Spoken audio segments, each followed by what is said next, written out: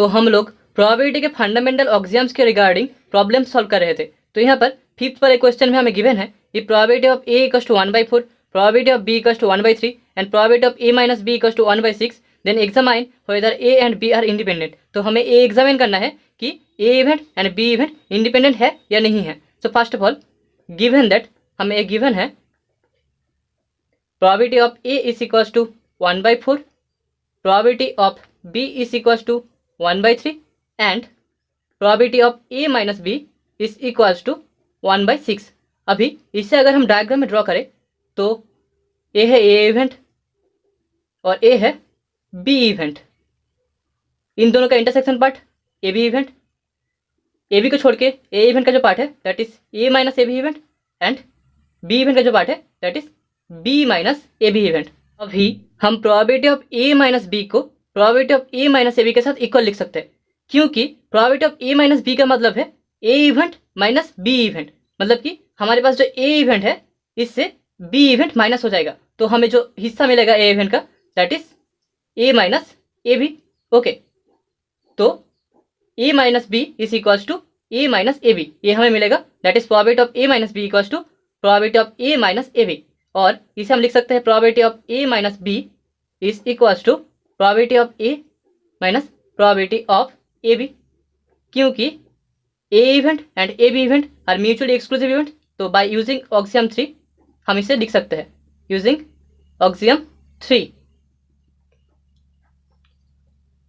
और हमें probability of A B equals to मिलेगा probability of A minus probability of A minus B.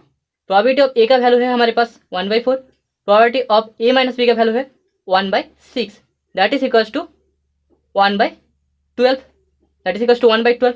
Therefore probability of A B is equals to 1/12, that is equals to हम लिख सकते हैं 1/4 into 1/3। अभी 1/4 value है probability of A का and 1/3 value है probability of B का। तो हमने यहाँ पर दिखा दिया है कि probability of A B is equals to probability of A into probability of B. So hence हम बोल सकते हैं A and B are independent, और हमें यही शो करना था। तो अभी 6th क्वेश्चन में हमें बोला गया है establish the inequalities probability of A B C is less than equals to probability of A B less than equals to probability of A plus B less than equals to probability of A plus B plus C less than equals to probability of A plus probability of B plus probability of C for any 3 events A B C. तो हमें ए B सी 3 events के लिए ये inequalities hold करानी है। तो सबसे पहले अगर हम डायग्राम ड्रॉ करें तो ए हमारे पास ए इवेंट है, this is B event and A है हमारे पास सी इवेंट, ठीक है, बी एंड सी। तो यहाँ पर हम देख सकते हैं कि A B C A B में कंटेन करता है। ए बी सी इवेंट मतलब कि इन 3 इवेंट्स का जो इंटरसेक्शन पार्ट है ए वाला part A B C, A and B event का जो इंटरसेक्शन पार्ट है मतलब कि ए बी इवेंट में कंटेन करता है। सो देयरफॉर हम लिख सकते हैं probability of A B C is less than equals to probability of A B, और ए हमारा पहला इनइक्वालिटी है। अगेन हम देख सकते हैं कि ए बी इवेंट जो ए बी इवेंट है वो कंटेन करता है ए प्लस बी इवेंट में, ठीक है। ए प्लस बी इवेंट मतलब ए इवेंट और बी इवेंट का यूनियन, इसमें ए बी इवेंट कंटेन करता है। Therefore probability of A B less than equals to होगा probability of A plus B से। अभी ए प्लस बी जो इवेंट है वो कंटेन करता है A plus B plus C event में। ए एंड बी इवेंट का जो यूनियन पार्ट है वो ए बी सी इन 3 इवेंट्स का यूनियन पार्ट में कंटेन करता है। देयरफॉर हम बोल सकते हैं probability of A plus B is less than equals to probability of A plus B plus C. Now finally probability of A plus B plus C equals to हम लिख सकते हैं probability of A plus B plus probability of C minus probability of A plus B into C by the addition rule of probability, ठीक है।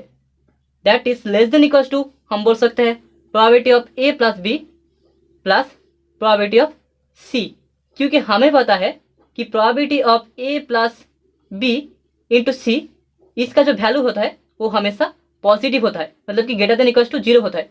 अगर हम इन सारे inequalities को एक साथ कॉम्बाइन करें तो हमें मिलेगा probability of A B C is less than equals to probability of A B is less than equals to probability of a plus b is less than equals to probability of a plus b plus c is less than equals to probability of a plus probability of b plus probability of c.